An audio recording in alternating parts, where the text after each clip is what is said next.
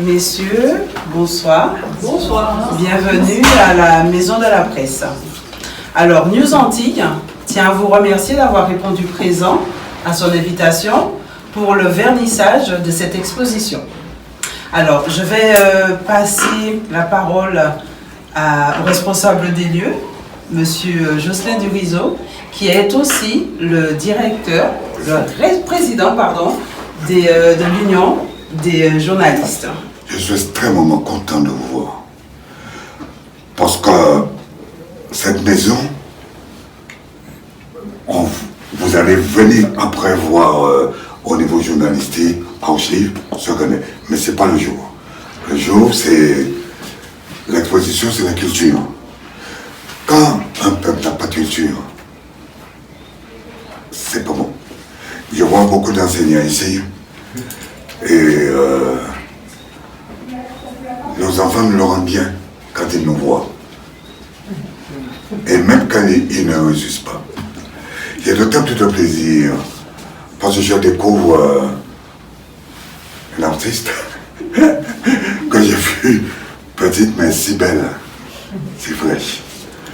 Et pour ne pas être trop long, vous allez voir, l'exposition sera là, ça nous donnera plus, en plus de découvrir un lieu, mais aussi découvrir des œuvres. Et pour avoir visité, ce que j'aime, c'est comment une artiste, avec du local, tout, graines, calebasse, etc., mais encore des trucs morts, pas calebasse cassée, ou les graines, ou du sable, comment avec de l'inerte, comment elle a pu faire surgir la vie, la résurrection. Dieu t'en voudra, ça dit Dieu qui a ressuscité mon nom. Et lorsque j'entends et que je vois la créatrice, je sais qu'il y en a pas mal ici, il me rappelle une phrase, objet inanimé, avez-vous donc une âme qui s'attache à notre âme et la force d'aimer. C'est vraiment cela. Je vous remercie infiniment. Je remercie la Maison de la Presse et je ne remercierai jamais assez une âme qui a créé un lieu. Et cette âme, elle s'appelle Josette Borel-Incertain.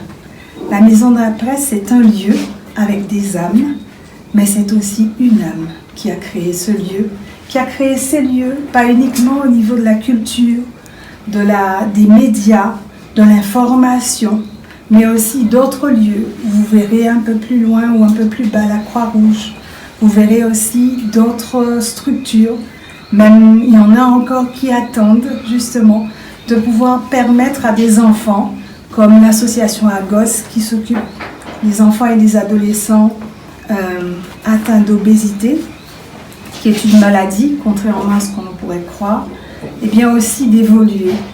Et ça, c'est le jardin botanique. Et le jardin botanique, c'est aussi un peu ma charge, puisque je suis présidente de la commission culture, et que cela fait partie aussi des joyaux du patrimoine. Alors, bienvenue à tous ces joyaux dans ce joyau. Et puis, bonne traversée. Bonsoir à tous.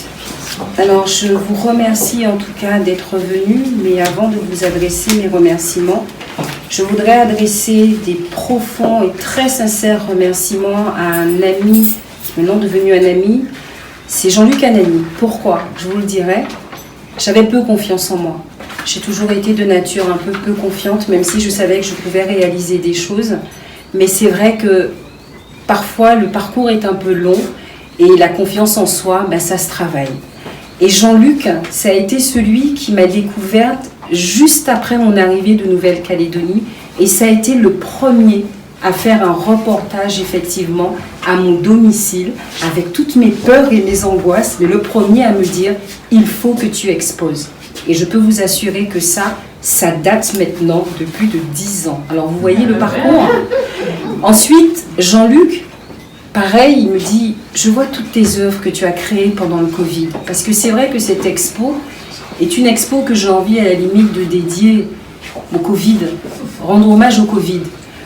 Et c'est vrai que Jean-Luc m'a dit encore une fois, écoute, moi je prends tout en main, c'est News Antilles. C'est vrai, News Antilles m'a toujours accompagné, et d'ailleurs je crois que News Antilles accompagne énormément de personnes sur le plan de la culture et autres. petite télé discrète, mais qui fait un travail ô combien, je dirais, nécessaire en tout cas pour valoriser les gens de chez nous, les coins, la Guadeloupe, parce que c'est ça aussi News Antilles. Et pour ça, je tiens à remercier donc Jean-Luc, je suis désolée, je sais que tu n'aimes pas qu'on te cite, mais tant pis. Mais voilà, c'est grâce à toi, parce qu'il a beaucoup insisté pour que justement ces œuvres, cette trentaine d'œuvres que vous verrez, soient exposées. Et c'est vrai que la Maison de la Presse, pour moi, c'était l'endroit idéal. Pourquoi ? Parce que l'art, ça permet, comment vous expliquer, c'est aussi une façon d'écrire. Moi, j'écris avec de la matière végétale, j'écris avec du sable, j'écris avec des grêles, j'écris. Mais c'est une écriture, c'est l'écriture de l'âme, c'est tout ce qui sort de moi. Parce que c'est vrai qu'on ne se rend pas compte, mais on est en fait une petite mine de richesse. Et malheureusement, on n'exploite pas suffisamment notre potentiel. Et mon art m'a permis de faire ça. Mais ça ne s'arrête pas qu'à la création. Il y a aussi la transmission. Parce que nos enfants, notre jeunesse, qu'on dit souvent désœuvrée, justement, notre jeunesse a besoin d'avoir un repère et surtout a besoin de sortir de ce monde virtuel dans lequel on les a mis. Parce que souvent, ils souffrent de mots, M-A-U-X, et ils n'ont pas forcément les mots M-O-T-S pour écrire leurs blessures, leur mal-être. Donc l'art sert à ça. Et moi, je me dis que si je peux être un petit ange qui leur transmet ça, cette capacité de travailler leur potentiel et surtout de retrouver l'estime d'eux-mêmes, c'est très important. Alors il y a les jeunes, mais il y a aussi nos aînés. Ça peut être aussi de l'occupationnel pour nos aînés qui des fois se retrouvent tout seuls et qui ne savent pas quoi faire. Alors oui, il y a le sable, ok, mais il y a d'autres aussi, d'autres arts qu'on peut développer avec nos aînés. Et c'est vrai que, oui, je suis aussi au service de nos aînés. Parce que si je peux leur donner un peu de mon temps, juste pour leur montrer que même s'ils sont aînés, ils ont encore des capacités qui peuvent encore faire de grandes choses, pourquoi pas? L'intergénérationnel, c'est hyper important. Et puis les aînés vont aussi m'apporter beaucoup de choses. Parce que moi, je travaille avec des matières végétales et bien souvent, il y en a qui vont me dire « mais t'as vu cette graine-là? On peut faire ci avec, on peut faire ça. » Donc l'échange, en fait, il faut le maintenir parce que nos aînés, c'est notre richesse et notre jeunesse, c'est notre avenir. Alors cette expo que j'ai appelée entre émotion et sentiment. Pourquoi émotion et sentiment? Parce que la période Covid a en fait fait ressortir chez nous tout plein d'émotions qui ont découlé sur des sentiments. Alors les émotions, elles sont là, elles vont, elles viennent. Les sentiments peuvent durer.